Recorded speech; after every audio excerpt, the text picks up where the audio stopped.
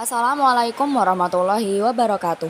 Perkenalkan, saya Felicia Bayu Mayaswari. Saya dari kelas 10-8 dan di sini saya akan menjelaskan materi-materi pelajaran biologi yang saya khususkan pada bagian subbab biosistematik. Oke, kita masuk ke materinya ya teman-teman. Yang pertama aku mau jelasin tentang definisi biosistematika dulu ya. Jadi biosistematika atau sistematik itu adalah ilmu tentang keanekaragaman organisme dan hubungan kekerabatan antara organisme-organisme. Dan pengertian sistematik beda sama klasifikasi sama taksonomi. Fungsi penting dari sistematik itu pengenalan taksa, diagnosa universal taksa, memberikan atau menetapkan nama taksa yang diterima secara universal, analisis hubungan antar taksa, dan mengelompokkan taksa berdasarkan hubungan tersebut. Jadi, objek utama biosistematik bukan menemukan nama tumbuhan, tetapi menemukan hubungan dan kedekatan suatu organisme tumbuhan dengan organisme yang lainnya, sehingga fungsinya itu dapat dikenali sepenuhnya kemiripan dan perbedaannya. Dan biosistematika sendiri memiliki 3 tingkatan yang menyangkut taksonomi dan filogenetik, yaitu yang pertama, taksonomi alfa, merupakan upaya untuk menemukan, mendeskripsikan, dan pemberian nama suatu individu atau spesimen.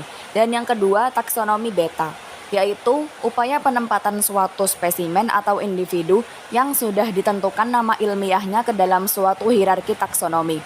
Dan yang terakhir, taksonomi gamma, merupakan studi variasi genetik dalam suatu spesies dengan tujuan melihat variasi intrapopulasi sampai laju evolusi dari suatu populasi.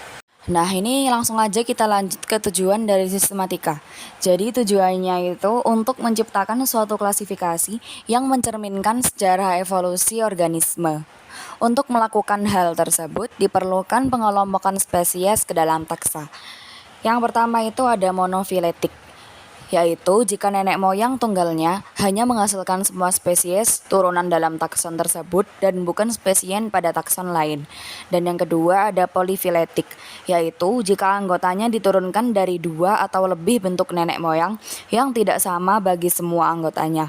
Dan yang terakhir ada parafiletik, yaitu jika takson itu tidak meliputi spesies yang memiliki nenek moyang yang sama yang menurunkan spesies yang termasuk dalam takson tersebut.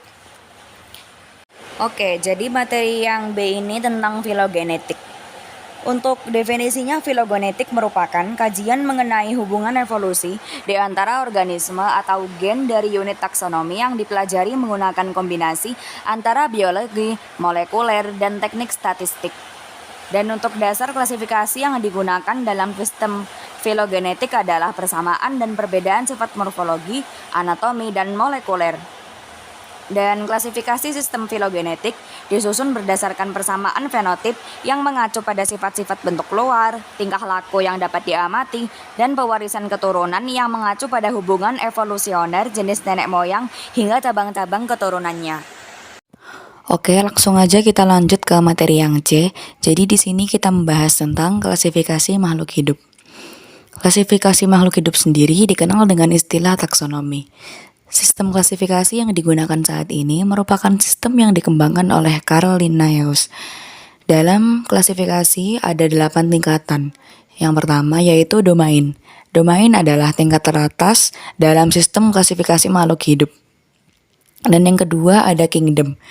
Kingdom adalah tingkatan yang merupakan pecahan dari domain dan terdiri atas 5 klasifikasi. Dan lanjut yang ketiga ada phylum atau divisio. Phylum adalah tingkatan klasifikasi makhluk hidup setelah kingdom untuk hewan, sedangkan untuk tanaman adalah divisio. Dalam takson ini, pengklasifikasian digunakan berdasarkan ciri-ciri umum yang sama. Lanjut ke yang nomor 4 ada class. Pada tingkatan kelas, makhluk hidup diklasifikasikan pula berdasarkan kemiripan. Hanya saja proses klasifikasinya dilakukan dengan lebih mendetail daripada phylum dan divisio. Kita lanjut ke nomor 5, ordo. Ordo merupakan klasifikasi makhluk hidup di level berikutnya setelah kelas dan merupakan pengelompokan bagi hewan dan tanaman yang lebih spesifik lagi. Next, nomor 6, yaitu familia. Takson familia atau family ini bisa diibaratkan seperti pengelompokan kamu dan orang-orang yang kamu sebut sebagai keluarga. Artinya, kamu dan saudara-saudara kamu boleh jadi beda-beda, tapi ada cukup kemiripan yang membuat kalian bisa disebut sebagai keluarga yang sama. Oke, kita lanjut ke nomor 7 yaitu genus. Genus adalah bagian pertama dari nama ilmiah makhluk hidup yang menggunakan tata nama ganda seperti yang pada dijelaskan di atas. Dan lanjut ke nomor 8, spesies. Sedangkan spesies adalah tingkatan terakhir dan yang paling spesifik dalam klasifikasi makhluk hidup. Kamu bisa bayangkan bahwa makhluk hidup dengan spesies yang sama adalah sekelompok makhluk hidup yang sama dan paling pas untuk berkembang dan menghasilkan keturunan yang sehat. Baik, cukup sekian pembahasan soal-soal kali ini. Terima kasih udah nonton video ini. Kurang lebihnya saya mohon maaf. Dan akhir kata, wassalamualaikum warahmatullahi wabarakatuh.